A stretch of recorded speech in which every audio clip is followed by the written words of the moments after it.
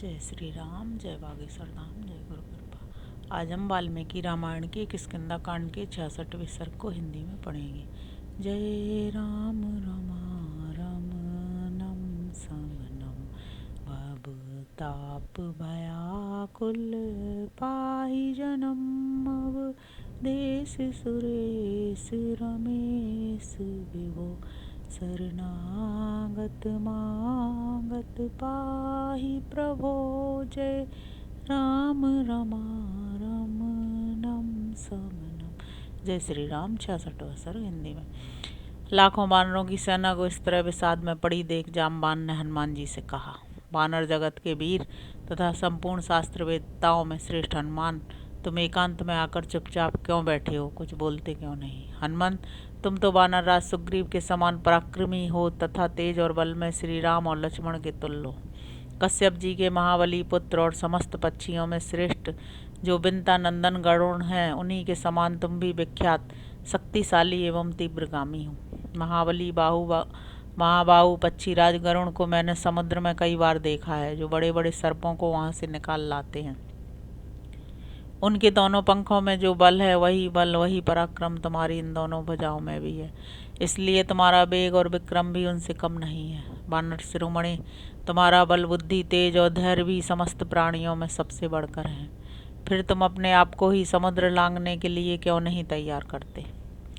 पुंजिक स्थला नाम से विख्यात जो अप्सरा है, वह समस्त अप्सराओं में अग्रगण्य है। तात एक समय साप बस वह कपि योनि में अवतीर्ण हुई। उस समय वह वानर राज महामनस्वी कुंजर की पुत्री इच्छानुसार रूप धारण करने वाली थी। इस भूतल पर उसके रूप की समानता करने वाली दूसरी कोई स्त्री नहीं थी। वह तीनों लोकों में विख्यात थी। उसका नाम अंजना था। वह वानर राज केसरी की पत्नी हुई। एक दिन की बात है, रूप और यौवन से सुशोभित होने वाली अंजना मानवीय स्त्री का शरीर धारण करके वर्षा काल के मेघ की भांति श्याम कांति वाले एक पर्वत शिखर पर विचर रही थी। उसके अंगों पर रेशमी साड़ी शोभा पाती थी। वह फूलों के विचित्र आभूषणों से विभूषित थी। उस विशाल लोचना बाला का सुंदर वस्त्र तो पीले रंग का था, किंतु उसके किनारे का रंग लाल था। वह पर्वत के शिखर पर खड़ी थी। उसी समय वायु देवता ने उसके उस वस्त्र को धीरे से हर लिया। तत्पश्चात उन्होंने उसकी परस्पर सटी हुई गोल गोल जांघों, एक दूसरे से लगे हुए पीनों रोजों तथा मनोहर मुख को भी देखा। उसके नितंब ऊंचे और विस्तृत थे, कटिभाग बहुत ही पतला था, उसके सारे अंग परम सुंदर थे। इस प्रकार बलपूर्वक यशस्विनी अंजना के अंगों का अवलोकन करके पवन देवता काम से मोहित हो गए। उनके संपूर्ण अंगों में काम भाव का आवेश हो गया।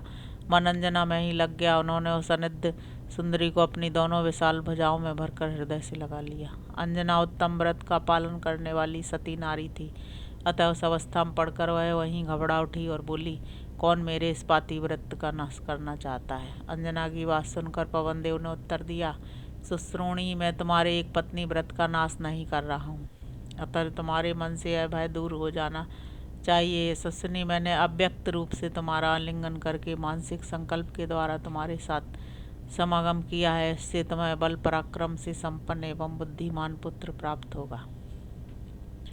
वह महान धैर्यवान, महातेजस्वी, महाबली, महापराक्रमी तथा लांघने और छलांग मारने में मेरे समान होगा। महाकपे, वायुदेव के ऐसा कहने पर तुम्हारी माता प्रसन्न हो गई। महाबाहो वानर श्रेष्ठ, पर उन्होंने तुम्हें एक गुफा में जन्म दिया। बाल्यावस्था में एक विशाल वन के भीतर एक दिन उदित हुए सूर्य को देखकर तुमने समझा कि यह भी कोई फल है, अतः उसे लेने के लिए तुम सहसा आकाश में उछल पड़े। महाकपे, 300 योजन ऊंचे जाने के बाद सूर्य के तेज से आक्रांत होने पर भी तुम्हारे मन में खेद या चिंता नहीं हुई। कपिप्रवर, अंतरिक्ष में जाकर जब तुरंत ही तुम सूर्य के पास पहुंच गए, तब इंद्र ने कुपित होकर तुम्हारे ऊपर तेज से प्रकाशित वज्र का प्रहार किया। उस समय उदयगिरी के शिखर पर तुम्हारे हनु का बायां भाग वज्र की चोट से खंडित हो गया। तभी से तुम्हारा नाम हनुमान पड़ गया। तुम पर प्रहार किया गया है, यह देखकर गंधवाहक वायु देवता को बड़ा क्रोध हुआ। उन प्रभंजन देव ने तीनों लोकों में प्रवाहित होना छोड़ दिया। इससे संपूर्ण देवता घबरा गए, क्योंकि वायु के अवरुद्ध हो जाने से तीनों लोकों में खलबली मच गई थी। उस समय समस्त लोकपाल कुपित हुए वायुदेव को मनाने लगे। सत्य पराक्रमी तात, पवन देव के प्रसन्न होने पर ब्रह्मा जी ने तुम्हारे लिए यह वर दिया कि तुम सम्रांगण में किसी भी अस्त्र शस्त्र के द्वारा मारे नहीं जा सकोगे। प्रभु, वज्र के प्रहार से भी तुम्हें पीड़ित न देखकर सहस्त्र नेत्रधारी इंद्र के मन में बड़ी प्रसन्नता हुई और उन्होंने तुम्हारे लिए यह उत्तम वर दिया। मृत्यु तुम्हारी इच्छा के अधीन होगी, तुम जब चाहोगे तभी मर सकोगे, अन्यथा नहीं। इस प्रकार तुम केसरी के क्षेत्रज पुत्र हो, तुम्हारा पराक्रम शत्रुओं के लिए भयंकर है। तुम वायुदेव के औरस पुत्र हो, इसलिए तेज की दृष्टि से भी उन्हीं के समान हो। वत्स, तुम पवन के पुत्र हो, अतः छलांग मारने में भी उन्हीं के तुल्य हो। हमारी प्राण शक्ति अब चली गई, इस समय तुम ही हम लोगों में दूसरे वानर राज की भांति चातुर एवं पौरुष से संपन्न हो। तात भगवान वामन ने त्रिलोकी को नापने के लिए जब पैर बढ़ाया था, उस समय मैंने पर्वत, वन और काननों सहित समूची पृथ्वी की 21 बार प्रदक्षिणा की थी। समुद्र मंथन के समय देवताओं की आज्ञा से हमने उन औषधियों का संचय किया था जिनके द्वारा अमृत को मथ कर निकालना था। उन दिनों हम में महान बल था। अब तो मैं बूढ़ा हो गया हूँ, मेरा पराक्रम घट गया है। इस समय हम लोगों में तुम ही सब प्रकार के गुणों से संपन्न हो। अतः पराक्रमी वीर, तुम अपने असीम बल का विस्तार करो। छलांग मारने वालों में तुम सबसे श्रेष्ठ हो। यह सारी वानर सेना तुम्हारे बल पराक्रम को देखना चाहती है। वानर श्रेष्ठ हनुमान, उठो और इस महासागर को लांघ जाओ, क्योंकि तुम्हारी गति सभी प्राणियों से बढ़कर है। हनुमान, समस्त वानर चिंता में पड़े हैं, तुम क्यों इनकी उपेक्षा करते हो? महान वेगशाली वीर, जैसे भगवान विष्णु ने त्रिलोकी को नापने के लिए 3 पग बढ़ाए थे, उसी प्रकार तुम भी अपने पैर बढ़ाओ। इस प्रकार वानरों और भालुओं में श्रेष्ठ जाम्बान की प्रेरणा पाकर कपिवर पवन कुमार हनुमान को अपने महान वेग पर विश्वास हो आया। उन्होंने वानर वीरों की उस सेना का हर्ष बढ़ाते हुए उस समय अपना विराट रूप प्रकट किया। इस प्रकार श्री वाल्मीकि निर्मित रामायण आदि काव्य के किष्किंधा कांड में 66वां सर्ग पूरा हुआ। अब हम 67वां सर्ग हिंदी में पढ़ेंगे। 100 योजन के समुद्र को लांघने के लिए वानर श्रेष्ठ हनुमान जी को सहसा बढ़ते और वेग से परिपूर्ण होते देख सब वानर तुरंत शोक छोड़कर अत्यंत हर्ष से भर गए और महाबली हनुमान जी की स्तुति करते हुए जोर जोर से गर्जना करने लगे। वे उनके चारों ओर खड़े हो प्रसन्न एवं चकित होकर उन्हें इस प्रकार देखने लगे जैसे उत्साहयुक्त नारायण अवतार वामन जी को समस्त प्रजा ने देखा था। उन्होंने अपनी प्रशंसा सुनकर महाबली हनुमान ने शरीर को और भी बढ़ाना आरंभ किया। साथ ही हर्ष के साथ अपनी पूंछ को बारंबार घुमाकर अपने महान बल का स्मरण किया। बड़े बूढ़े वानर शिरोमणियों के मुख से अपनी प्रशंसा सुनते और तेज से परिपूर्ण होते हुए हनुमान जी का रूप उस समय बड़ा ही उत्तम प्रतीत होता था। जैसे पर्वत की विस्तृत कंदरा में सिंह अंगड़ाई लेता है, उसी प्रकार वायु देवता के औरस पुत्र ने उस समय अपने शरीर को अंगड़ाई ले लेकर बढ़ाया। जमाई लेते समय बुद्धिमान हनुमान जी का दीप्तिमान मुख जलते हुए भाड़ तथा धूम रहित अग्नि के समान शोभा पा रहा था। वे वानरों के बीच से उठकर खड़े हो गए, उनके संपूर्ण शरीर में रोमांच हो आया। उस अवस्था में हनुमान जी ने बड़े बूढ़े वानरों को प्रणाम करके इस प्रकार कहा।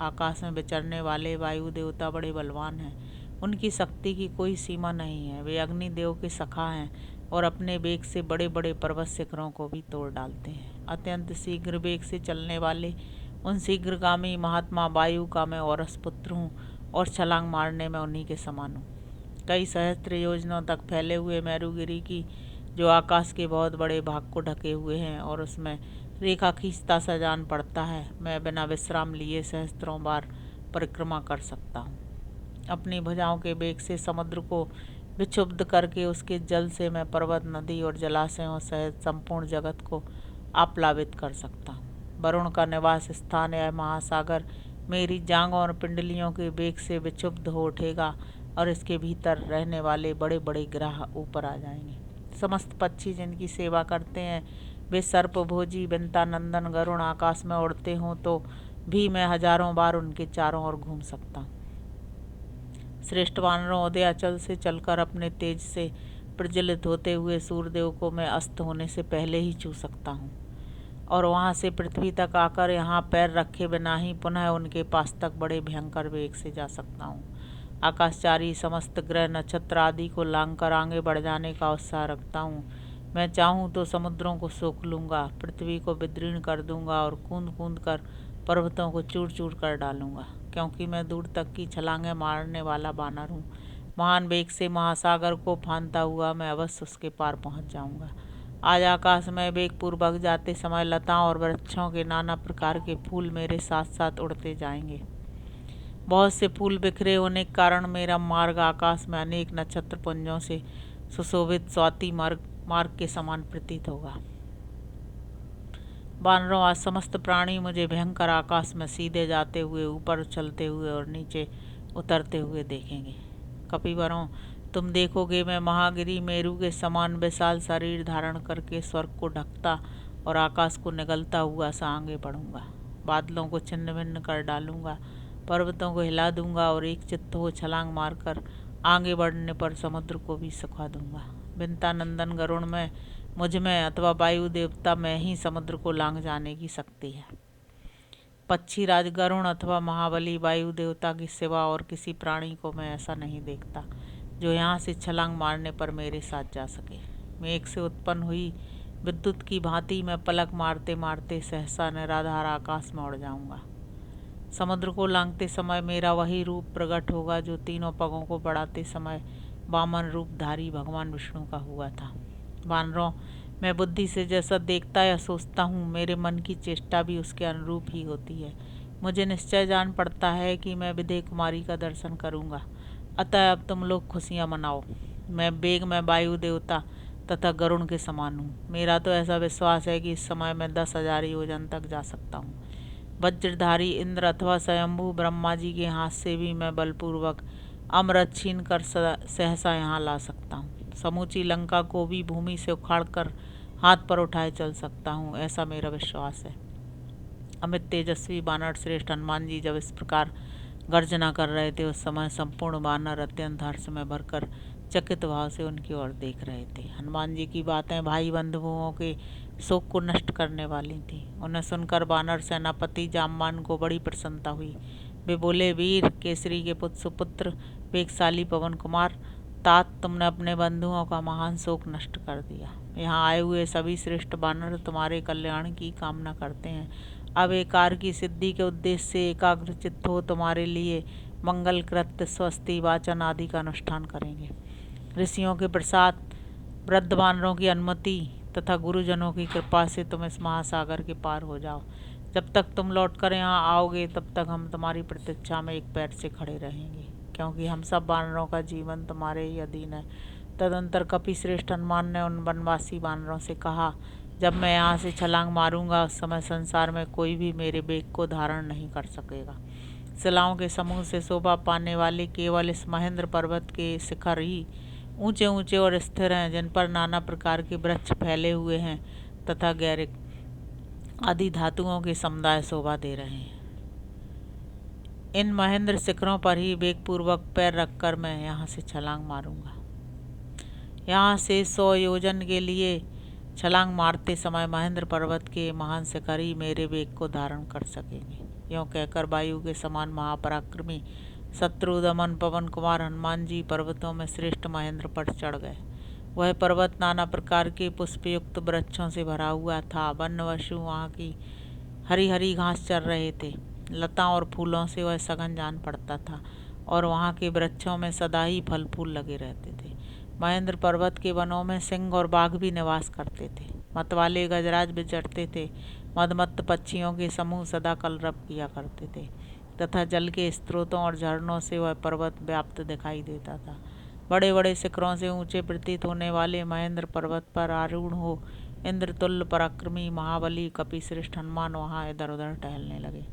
महाकाय हनुमान जी के दोनों पैरों से दबा हुआ वह महान पर्वत सिंह से आक्रांत हुए महान मदमत्त गजराज की भांति चीत्कार सा करने लगा।